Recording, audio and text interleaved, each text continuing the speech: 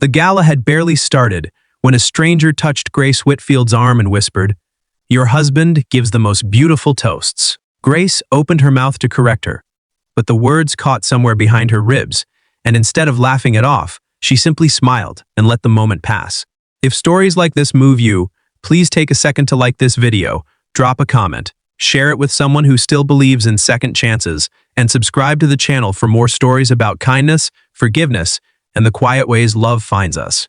Grace ran a logistics company out of Charlotte, North Carolina, one she had built from a single rented office to 400 employees in 9 years. She wore her success the way some women wear armor, because the divorce that preceded it had taught her that trust was a currency easily counterfeited. She hadn't planned on hiring a single father as her new operations director, and she certainly hadn't planned on falling into an easy, wordless rhythm with him. His name was Thomas Reyes, a widower raising an 8-year-old daughter named Sophia after losing his wife to illness 3 years earlier. He showed up to work every day with tired eyes and a steady hand, the kind of man who apologized for leaving early to pick up his daughter from school, even though Grace never once made him feel he needed to. Slowly, over long nights reviewing shipping contracts and short lunches, where he talked about Sophia's science fair volcano, something unspoken took root between them.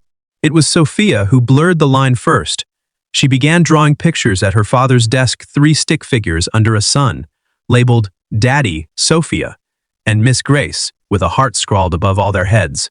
Thomas apologized for it, red-faced, but Grace kept the drawing in her top desk drawer and looked at it more often than she admitted to anyone.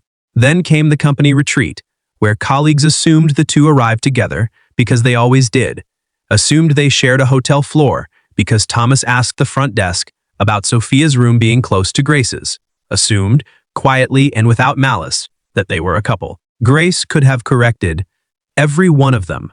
She didn't. She only smiled and let people believe what looked, to their eyes, like the truth. The real test came when Thomas's mother-in-law, still grieving her daughter, arrived unannounced to see Sophia and found Grace tying the girl's shoelaces in the hallway. The older woman's face crumpled with a grief that had nothing to do with Grace and everything to do with a life that had ended too soon. Grace didn't defend herself or explain. She simply knelt beside her, took her hand, and told her that no one was trying to replace anyone. That love this large only made room for more of it.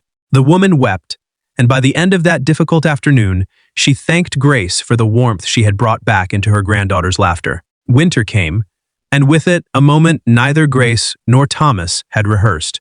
At Sophia's school Christmas program, the girl scanned the crowd, found them both standing together, and shouted, loud enough for 3 rows to hear, "That's my dad, and that's my Grace."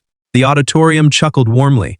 A few parents exchanged knowing glances, and Grace felt something inside her, long guarded, finally softened completely. Afterward, in the parking lot under strings of icicle lights, Thomas took her hand for the first time without apology and asked if the title Sophia gave her might someday become official. Grace, who had spent years building walls out of boardrooms and quarterly reports, said yes before he even finished the question.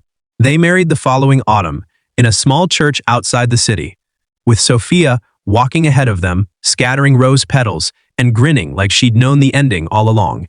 Grace never did correct the strangers who once mistook them for a married couple at that gala. She realized, standing at the altar, that they had simply seen the truth before she was brave enough to admit it herself. If this story touched your heart even a little, please consider liking this video and sharing it with someone who needs a reminder that family isn't only made by blood, but by the people who choose to stay. And before you go, leave a comment below. I'd love to know which part moved you most.